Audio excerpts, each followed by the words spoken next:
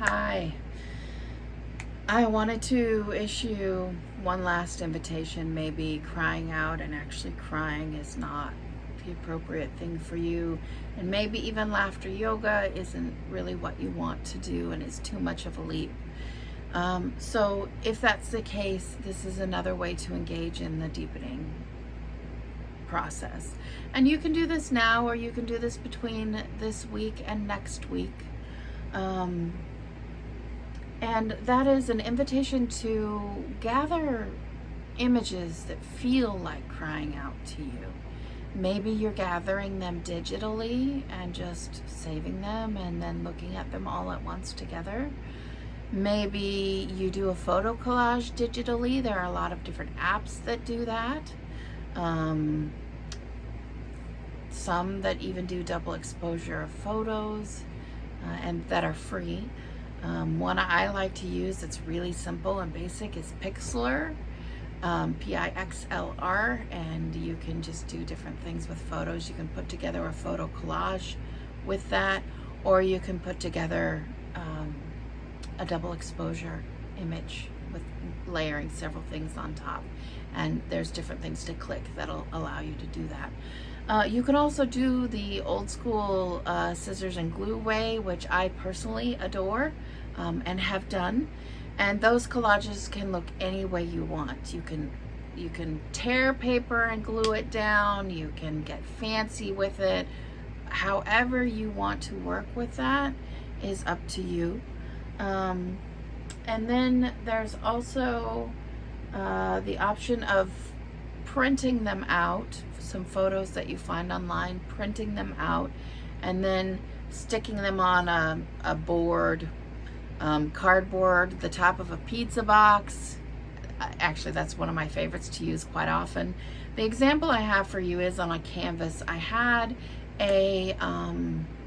it was made at a time in my life when I was going through some really intense grief, and I needed to see images of people around me grieving, and I couldn't find that anywhere. It was right when the Columbine school shooting happened and the shootings at Columbus University that were racially motivated occurred. And so I was Googling for images of people in tears, and all I could find were babies crying. It seems okay for babies to cry. And then people in other cultures crying through grief rituals and crying out and crying, whether it be for loss of life or for something else. There were several of those. And then pictures of these huge events, the Columbine shooting in America and the shootings at Columbus University. So I felt like that I was very unsupported in my grief. I felt like America was turning its back on grieving, that as babies we know what to do, and as babies we know how to take care of our bodies, so we cry out and we wail and we shout.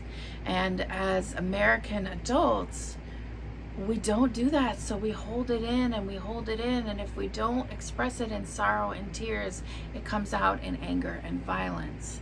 And so I printed all these photos and I glued them down to a canvas. And then this is actually one of the hardest paintings I've ever done, which is really funny because it's just these pictures, but then I spent a long time really bringing out each image and enhancing, like this particular baby. How could I bring it out so that the tears and the crying out was emphasized, so that I could cry with that child? I could wail and know that things will be fine, because babies cry all the time and it's okay.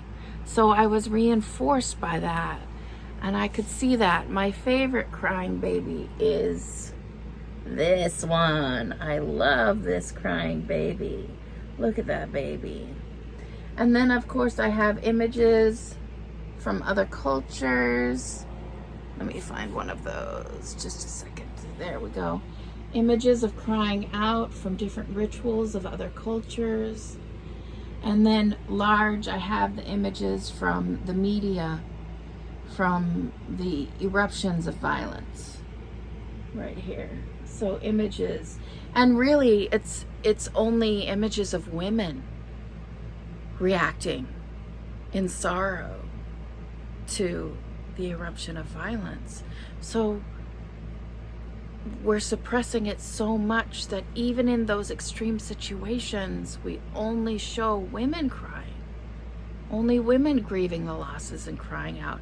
Well, men have sorrow too, and have losses and need to cry out. These babies are just babies of all kinds, from all families, from all places. Look at that baby. Look at that baby. That's a beautiful baby. So this is a painting. Oh, this is another one of my favorite babies. Look at that one. Yeah, that is some serious crying out, isn't it? Yeah. So taking a look at what images stand out for you and how do you make sense of them? This is how I made sense of my sorrow in that time. This is what I did to make sense of it and to figure out what grief meant to me, what grief as an individual meant to me, and what grief, collective grieving, meant to me. What collective grieving, how it happens in society, seeing the reflection of the faces. Another thing I did, for my graduate program, I did an art installation where I looked at the types of things that divide society, and a lot of what I was researching for my undergrad degree was really tough to read, and I just was spending a lot of time sobbing, and I took photos of myself crying and stitched them all into a little book, just lots of pictures of me crying, and then wrote a poem about about a caterpillar, no, about a weeping willow. Wrote a poem about a weeping willow and grief, and then stitched it all together into 3 separate booklets, and actually had it in an art show later in a nest of weeping willow branches. And that helped me to process my grief as I was doing this other art installation project that required a lot of witnessing of a lot of grief, and a lot of reading about a lot of really tough things, and a lot of experiential work as well, because I like to embody things.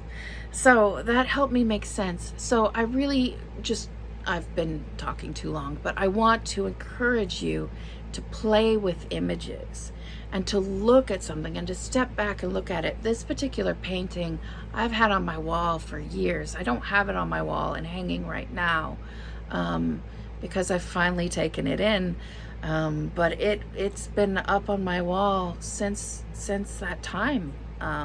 That's more than a decade, much more than a decade, closer to 2 or a decade and a half.